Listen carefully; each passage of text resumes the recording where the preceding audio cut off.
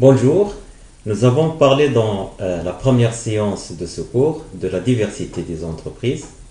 On a montré qu'il y a une multitude d'entreprises. Il y a les petites, les très petites, les moyennes, les grandes. Il y a les entreprises qui relèvent des secteurs primaires, des secteurs secondaires, des secteurs tertiaires. On a vu la diversité d'entreprises selon leur statut juridique. Donc il y a toute une diversité d'entreprises. Ce que nous allons voir aujourd'hui, c'est l'environnement de cette entreprise. Donc l'entreprise, elle est dans un environnement, elle est dans un contexte. Donc il faut savoir quelles sont les composantes de ce contexte. Prenons l'exemple d'une entreprise qui fabrique des produits laitiers, que j'ai appelé bon lait. Alors, avant d'étudier l'environnement de cette entreprise, elle est tout d'abord dans un marché. Ici, on parle du marché des produits laitiers. Qu'est-ce qu'il y a dans ce marché? Tout d'abord, il y a l'offre. Ça veut dire toutes les entreprises spécialisées dans les produits laitiers et qui offrent les mêmes produits. Ce sont les concurrents. D'un autre côté, il y a la demande. Qu'est-ce qu'il y a dans la demande? Tous les gens qui désirent acheter les produits laitiers. Ce sont les clients. Et il y a aussi les fournisseurs.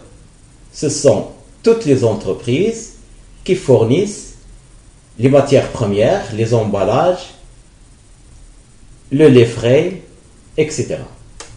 Là, c'est le marché de l'entreprise composé de l'offre et de la demande et les fournisseurs. Cette entreprise a aussi des relations avec d'autres composantes. Ces relations entre ces composantes peuvent influencer l'entreprise sur plusieurs plans. Tout d'abord, il y a les ménages. Les ménages, qu'est-ce qu'il offre à l'entreprise? Il offre du travail. Il offre leur force de travail. En contrepartie, ils reçoivent des salaires. Il y a aussi l'administration des impôts. L'entreprise, il paye des taxes, il paye des impôts sur le bénéfice, il verse la TVA à l'administration fiscale. Donc il y a une relation entre l'entreprise et l'administration fiscale. Il doit être en règle, il doit payer dans les délais ses impôts et ses taxes. Il y a aussi les organismes de sécurité sociale. Comme vous le savez, l'entreprise, lorsqu'il paye les salaires à ses salariés, il doit verser les cotisations sociales aux caisses de retraite, par exemple. Il y a aussi les syndicats. Dans l'entreprise, il y a des ouvriers. Des ouvriers appartiennent à des syndicats et ces syndicats, ils défendent les intérêts des salariés vis-à-vis des patronats et vis-à-vis des gouvernements. Il y a aussi les banques. L'entreprise dépose son épargne dans les banques et en contrepartie, lorsqu'il a besoin d'un crédit, la banque donne des moyens de financement à l'entreprise. Il y a les banques, il y a les assurances. Il y a aussi les organismes de formation. L'entreprise, lorsqu'il a besoin de former son personnel, de perfectionner les connaissances de son personnel, il fait appel à un organisme de formation professionnelle. Il y a aussi le laboratoire d'analyse des produits alimentaires. Donc c'est un établissement qui relève généralement de l'autorité publique et il définit des normes et des règles et des procédures à suivre pour produire ces produits alimentaires. Donc l'entreprise, elle est obligée d'entretenir des relations de conformité par rapport à ces laboratoires. Il y a aussi les organismes qui défendent les intérêts des propriétaires des capitales, des patronats, vis-à-vis de l'État et vis-à-vis des autres partenaires. C'est par exemple, la Confédération Générale des Entreprises. C'est une association professionnelle qui défend les intérêts des propriétaires. Vous voyez, donc il y a d'autres intervenants, il y a d'autres relations que l'entreprise peut entretenir avec son environnement. Donc il n'est pas isolé, il n'est pas libre dans son action, donc il faut tenir en compte l'ensemble de ses partenaires et suivre l'évolution de leurs exigences et de leurs instructions.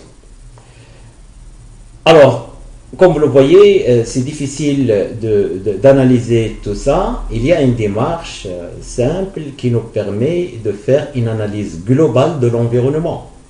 Donc l'environnement, il est composé de plusieurs niveaux. Il y a le niveau politique, donc ça influence. Le niveau politique, on va voir quelle est la politique de l'État en matière de consommation, en matière de prix, etc. Il faut analyser ce niveau-là. Il y a le niveau économie ou économique. Là, pour la croissance de notre entreprise, il faut voir est-ce que l'économie est en croissance ou bien en crise pour réguler notre activité. Est-ce qu'il faut investir? Est-ce qu'il ne faut pas investir? Est-ce qu'il faut recruter des personnels? Est-ce qu'il ne faut pas recruter des personnels? Donc, ça dépend de la situation économique des pays. S'il y a la croissance, donc l'entreprise doit suivre la croissance et investir pour agrandir sa part de marché. S'il y a la crise, donc l'entreprise doit revoir à la baisse ses dépenses d'investissement, etc. Donc tout dépend de l'analyse de ce niveau économique. Il y a aussi le niveau social.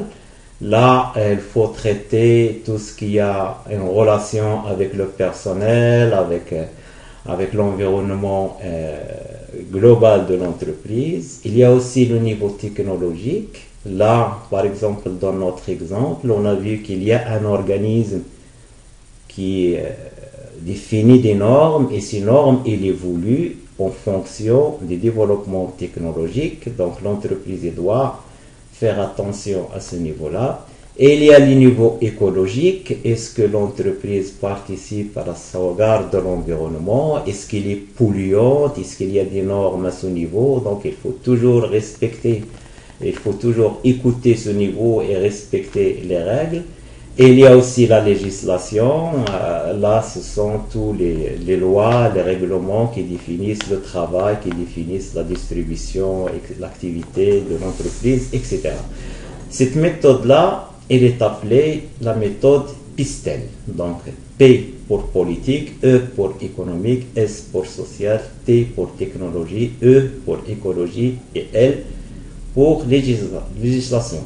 Nous allons faire une analyse PISTEL pour un cas pratique, pour un secteur qu'on va choisir dans notre activité dans le cours. Merci et au revoir.